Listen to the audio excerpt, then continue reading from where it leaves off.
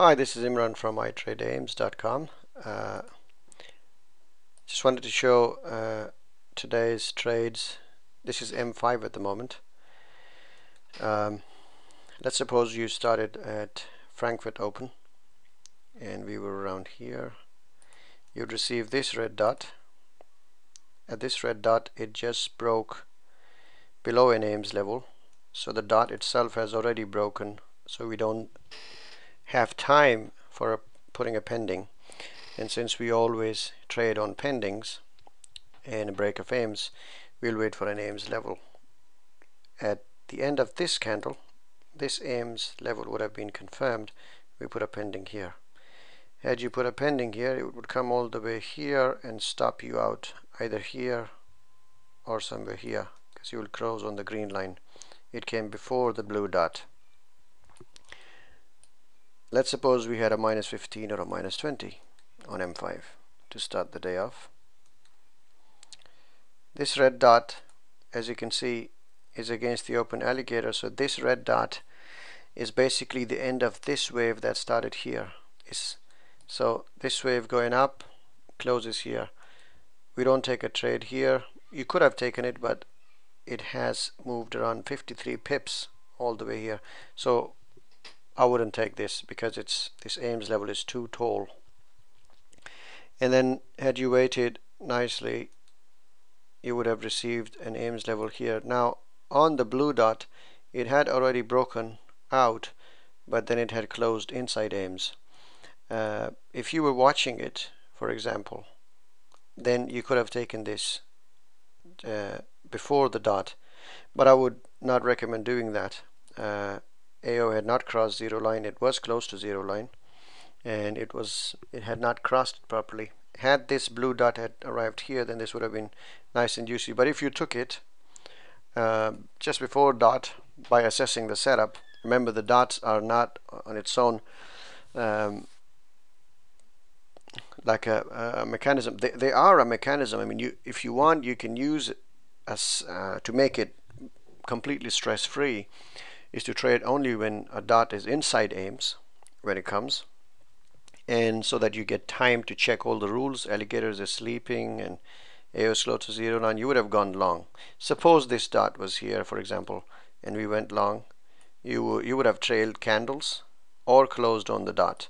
So if you close on the dot, you would probably won't get anything, nothing lost. Or if you trail candles, you probably get 20 pips out of it. So let's suppose we got 20 pips from here. We recovered this. Well, there's no comparison of recovering or anything, but this is one trade and this is another trade. But since we are trading or taking all the trades on the dots, probably we missed this one. Then comes this one. Now here we have a red dot, and let me bring a little bit down here. When we use F12 key, if you use F12 key on your platform, it shifts bar by bar. It goes bar by bar every time you press. So let's suppose we were here. Some people might think that this is where the alligator might have been. This is not where alligator was.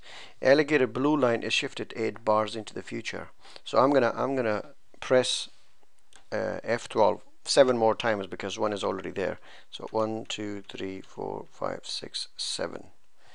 Now these candles were not there. They were not present. But at the end of this candle, your alligator blue line was here. To find out where the red line would be, and this is how, if you want to do back testing on alligator, the only way to do is to put your crosshair where the close of the candle is, and then as you can see, these numbers that change towards the left, before the slash, that's the number of bars. So when I move left here, that's 54 bars, and the one in between is basically the count of pips with a fraction of the pip. So if I count here, that's sorry, that's about 25 pips and 36 candles to the left. So if I count here, that's 8 bars and 2 pips at the moment to the right. And since red line is 5 bars, this is where the red line would have been. this place, and 3 bars for, or 3 candles to the right is for green line. So this is where green line would have been. Now this is some kind of a sleepy alligator, but not really ready.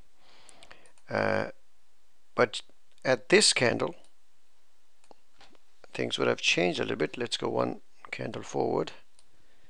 This is where your blue line would be. This is where your red line would be. And this is where your green line would be. Kind of setting up. So if you had gone short here, this would be a little bit earlier. Alligator has not slept properly, but it was asleep because the lines were intertwined. And let's suppose we went short. If you did go short, you would have either closed at the break of this Ames, because obviously you will trail your stop loss with Ames level. So this would have either given you a -3 or 0 or something like that. But what's interesting is that after all this, and you had remained patient and taken just one more trade on this red dot here, when the alligator was open, price, the green came and touched the red, and AO was close to 0 line, and you had entered here and then started trading it, by this time you would have trailed the candles. If you had trailed candles, you would have closed this for about 94 pips. That's exactly what I did. Although later I was regretting why I basically trail candles, but you can't get it always right perfectly. And if you waited for a blue dot, then you would have closed this trade for 150 pip. So we didn't really lose anything here on M5, but we got a 150 pip trade, and that's it. That would be the end of the day. But now I'm going to go to M1 and tell you the story of M1, what M1 would do. We're going to start our day from the same Frankfurt Open. This is that Frankfurt Open around here. As you can see, we have red dot, alligator is asleep. Around this area, AO is close to 0 line, you go short here. And that's it. If you followed blue, you'll make 10 pips here. Whereas on M5, you went short and you lost -20. Now here you have a blue dot that's, change of direction. And then after that, you have a setup too. Around here, alligator would be 8 bars to the future here.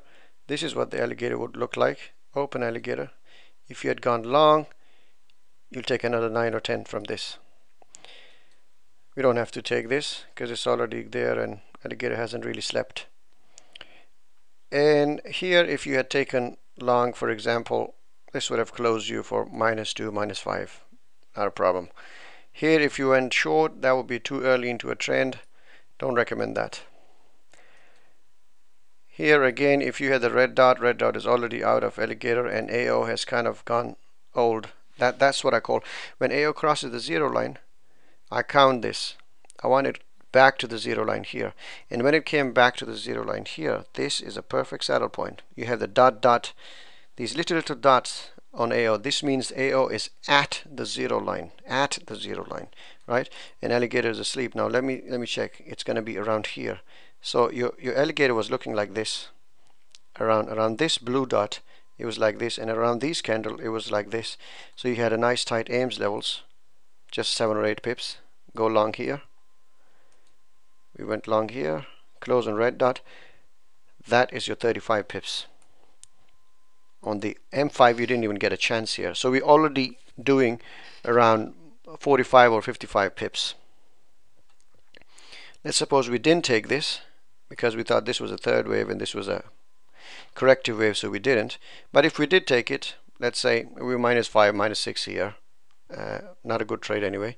Here's where, by the way, when the purple line is introduced, it's going to stop you from trading into these corrective waves at all. And then around this area, we received another beautiful saddle point, right? And this is that area on M5 that we went short. I'll just put a line there so you know. That's the first one. and on M5 you'll go short here and get a -10. But let's see what happens on M1.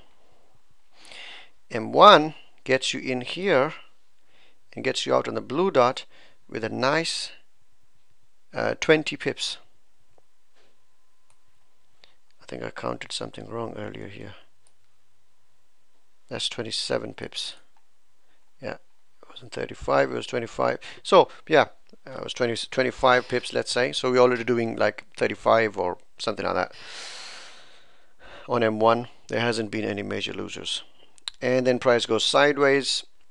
Here is where you might have gone long if you didn't have the purple, but if you had the purple will stop you, and the purple will be released in its time. Don't worry, all the buyers actually are going to be emailed, hopefully. And then if you were watching this, you would have taken a short here in anticipation of this. Now this is a bit tricky because the candle totally came on the other side, but if you're watching the market and this was saddling here and you had already seen this wave, you'll be anticipating into going into the fifth wave. And most often when price doesn't move too much, which is like 30, 40, 50 pips, if your third wave is around 30 or 40 or 50 pips, your fifth wave is going to be smaller than that technically, but most often if it is a trendy day, or if it is going to turn out to a trendy day, 40, 50 is never a third wave. Most of the time it's just a 1, 2.